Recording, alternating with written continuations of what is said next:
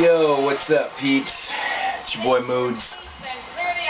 Back with number 3 in my personal top 25 hip-hop groups of all time.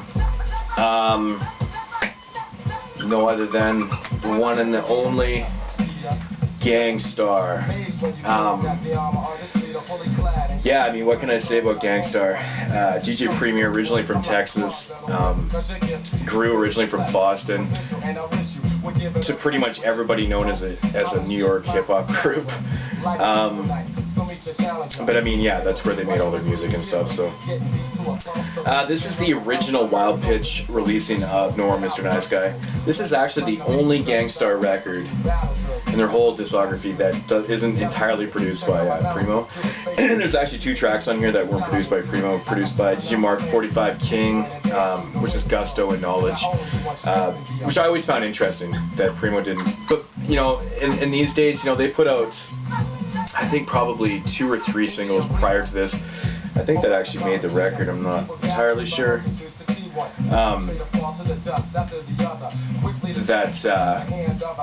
You know, Primo hadn't really found his groove, his sound yet. I mean, when you listen to this album, this is not, by far, this is not even close to the best Gang Starr record. It's a good album. I really like jazz music. I'm a big fan, and that's pretty much what started the whole, you know, the jazz thing for Gru and stuff. I mean, they kept going with it a little bit. This album's a little more jazzy than, you know, even Steppin' in the Arena, their sophomore record. But, you know, I still like this album. I think you can get the reissue of this album. I believe that Wild Pitch, I don't know who reissued this album, but there's like a bunch of bonus tracks on it and stuff like that. But yeah, I would actually like to hear what it sounds like, because this album's actually really low. It's kind of like Steppin' in the Arena too. Very low sounding. But anyways, yeah. No More Mr. Nice Guy, the debut from Gang Starr, released in 1989 on Wild Pitch, which was a really cool label back in the day. They no longer exist. I'm a big fan of DJ Premier and Deep Concentration. I love that track so much. I think that's such a fucking, I just love those old DJ tracks, man. You know, we used to have full DJ tracks in the middle of like a hip hop record. Fucking love that. No More Mr. Nice Guy, great track. Yeah, Positivity's awesome. Manifest, you know, the Manifest remix. Some good stuff on here. It's overall, it's a decent debut by Gang Starr. Definitely not their best offering by any means, but I do highly recommend that album. Next up is the sophomore record, Step Into the Arena. A lot of people say this is Gang Starr's best album. It's not my favorite album, but I mean, I would never argue with you if this is your favorite album. I'm actually listening to it right now. This album is just full of fucking classics, man. This is really when Primo found his groove, found that Primo sound. I find. You know, Steppin' in the Arena, Form and Intellect was just a fucking amazing track. Execution of a Chump, fucking, that's cool. Who's Gonna Take the Weight, fucking amazing. What else is just to Get a Rep? You know, all the fucking classic tracks on here, man. Such a fucking good, very well structured album. 18 tracks on this record. I believe there is a couple interludes on this album though. Check the Technique's fucking dope, man. It's just such a fantastic record, man. You know, Gru just grew, man. You know, his monotone voice just does it for me. I know a lot of people always bitch about his monotone voice and stuff, but I find that his voice is fitting for this production so much. But great samples. Premier started scratching samples on this record. Fucking love it. Great album, classic album in my opinion. Daily Operation being the 3rd album in Gang Starr's discography. Daily Operation is a fucking fantastic record too. You know, right from the start, man, flip the script, fucking awesome, man. X-Girl to Next Girl, fucking amazing. Soliloquy of Chaos, I'm the Man. I mean, I'm the Man is just so sick, man. Take It Personal, No Shame in the Game is dope, Conspiracy's dope, BYS, you know, Take Two and Pass. I mean, this record is just fucking beyond, man. Primo, all produced by Primo once again. I believe there is only a couple. I hate when they don't have the fucking features on here. I don't know, I'm not even gonna find them. But just another classic record by Gang Starr. You know, just hip hop. Hip hop. I mean, there's not really a lot to say. I mean, everybody knows these records, but next up, Hard to Earn, which is my personal favorite Gang Starr record. I remember buying this back in the day. I first bought it actually on tape, which I'll show the tape here. It's a really, I can't believe this thing actually is still intact, but you can see on the tape that it's like this one side is actually worn out just from me holding it.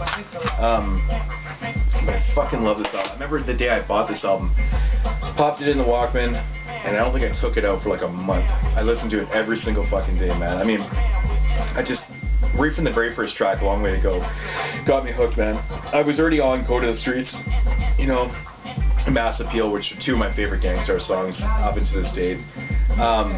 You know, every song on this fucking record's awesome, man. Tons of Guns. Speak Your Club, which is just fucking amazing, man. You know, Suckers Need Bodyguards. I always love that track, man.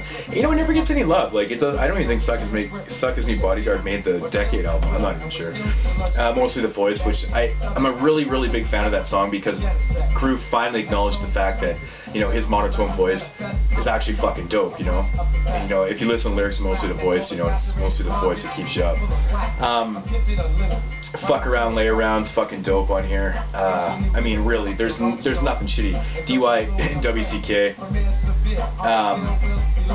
fucking awesome, man. Worse than Nutcracker. I even like that interlude, man. It's just an amazing record. So I got that CD tape, and of course I've got the vinyl record too, which, you know, you have to have. Hard to Earn on vinyl.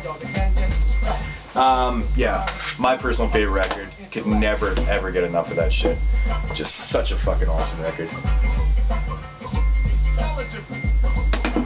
I find with Gang Starr that, like, if you ask multiple people, you know, to list, you know, their, you know, favorite album to least favorite album of, like, lots of groups, you know, the lists are very similar. I always find with Gang Starr they're always different, because you got so many people that like Hard to Earn the best, they like Step Into the Arena the best, or they like, you know, Moment of Truth the best. You know, I've even heard people say that they like The Owners the best, you know, and like older heads saying that they like The Owners the best. So I always find Gang Starr is such a different list, you know. I mean, like some groups you can just kind of fit that mold for the first 3-4 albums are always kind of the same in everyone's list, but Gang Starr to me is always different. Speaking of Moment of Truth, this was an album that came out about, I believe, 4 years after. This is 94, right? Yeah, so this is 4 years later. Took a little bit of a hiatus. Crew was doing his solo stuff. He put out, actually, I don't really know what Cruz. No, because he had maybe they were. I can't remember their dates. I don't know what the fuck I'm talking about. Anyways, to Moment of Truth, released in 1998. Now this was a fucking record that I was anticipating for a long time, because Hard to Earn being my favorite album up to that date, I had really, really high hopes for this album. It didn't disappoint at all. Right from the get-go, You Know My Steez, what an amazing track, man. Fucking love it. You know, Work is dope. Royalty with Casey and JoJo, fucking great track. Above the Clouds with Inspector Deck is fucking awesome. Moment of Truth, man, that song actually gives me goosebumps. The Militia, me being a big Freddie Fox fan, I fucking love that song, man. Just so fucking hard and it's just so Gang Starr, man. It's awesome. The Rep Grows Bigger.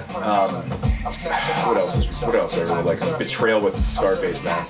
One of my favorite fucking Gang Starr songs. I fucking love that track, man. My advice to you, I mean, there's really nothing shitty on this whole record, man. It's a great album after 4 years, and I was worried. I gotta admit though, I was a little worried when this album was coming out, but it really paid off, you know, what I'm here for. It's fucking good shit, man. Awesome stuff. Highly recommend. Everyone knows these albums. Like I said before, I don't need to, you know, go into great detail about them. I will talk about the decade of the Full Clip record. I mean, because I guess Full Clip was, you know, a new track that was released on here. I believe that All for the Cash was actually new. Both songs on the first song on each disc were new. There are some cool remixes on here. Fuck, I have a hard time reading the booklet. Or the back is just written so bad. Oh yeah, that was funny. When I bought this record, actually brand new, I just remembered right now, for some reason I didn't get the first booklet, and this was actually a sealed copy. I mean, I wasn't gonna take it back because I'm just like, fuck, it's just a booklet. But now I'm actually kind of pissed off and I don't fucking have it. But yeah. Anyways, whatever. But yeah, it's just so weird that I only got one of the booklets with it. But it's basically just it's a greatest hits album is what it is, with a few remixes. My Steez remix on here with Lady Rage and Corrupt. I actually do like that.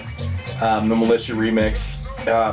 I think this is the first remix because there's another one too, which is cool. Basically, just a greatest hits album. Can't go fucking wrong. I'm the Man with J. Rue and Little Dab. It's fucking dope, man. It's great. A lot of people fucking own this and don't have the other Gang Starr records, I've noticed. Which is a shame because there's a lot of other gems on the Gang Starr records that you probably should check out. Next up was the last album by Gang Starr, released in 2003, I believe. I just always double guessing my dates, but yeah, I'm right. So this is about 5 years after. Another big hiatus. Crew was doing his thing. Primo was producing like shit. Not like shit, but producing lots of records. Or lots of singles, I should say. I shouldn't say records because really. But like once again, I had really high hopes because after Moment of Truth, I was like, well, fuck, man, Gang Starr's back at it, And honestly, this album was a lot better than people give it credit for, man. I talked to some people and they're just like, nah, that album's not that good. I'm like, what is wrong with this record, man? I think the beats are hard. I think Gru's dope on here. It's just such a shame this is the last one, though. Put Up or Shut Up, man. Fucking great track, man. Sabotage dope. Words from the Ghetto Child. That's a fucking interlude. Oh, Right Where You Stand with Jadakiss. Fuck, that's a dope track right there. Who got Guns? Oh yeah, The Militia Part 3. That's what I was thinking of. It's actually on here. Riot Act, man. I fucking love that track, man. Love that track. The Owners, fucking fantastic track. I was a little surprised by some of the features on here. To see Snoop Dogg on a fucking Gang Starr record was a little off-putting to me. But whatever, you got Fat Joe and M.O.P. At the time when I see Fat Joe's name on here, I was like, for fuck's sakes, man. I remember buying this and kind of looking at, when I'm driving home, I'm reading the features, and I'm like, for fuck's sakes, Fat Joe, really? But, whatever, it blends in. I got the NYGs on here, which is fucking dope. Deadly Habits is a sick song. Yeah, I even like fucking Zonin is good. I love The Owners. I love the title track on this album. Actually, this is probably my least listened to Gang Starr record. Like I always talk about the period between like 2002 and 2004, 2001, 2000 to 2004. A lot of fucking records, a lot of bad records, and hip hop was just in a bad time at that time. This is one of the records that came out at that time that I thought was definitely one of the more standout ones.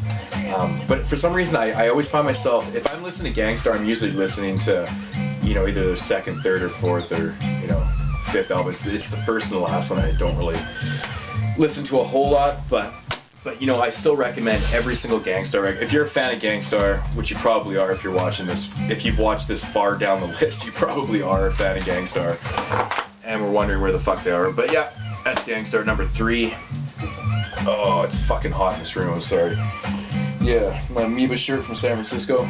Gotta check out that record store, it's the fucking biggest thing. I picked up a lot of stuff that I'll probably just do my CD update at the end of the month. So I might get a couple more albums, and I actually had a bunch of stuff on pre-order that I actually had to cancel because, it was pre-ordered, then it was back-ordered, and it had been fucking back-ordered for like 2 months. I'm like, this is bullshit, so I canceled all that shit. So I'm just gonna reorder probably from Access or Underground. But yeah, so I'll have probably a little more stuff, but until then, Guinness does the body good. Moods signing off. Peace.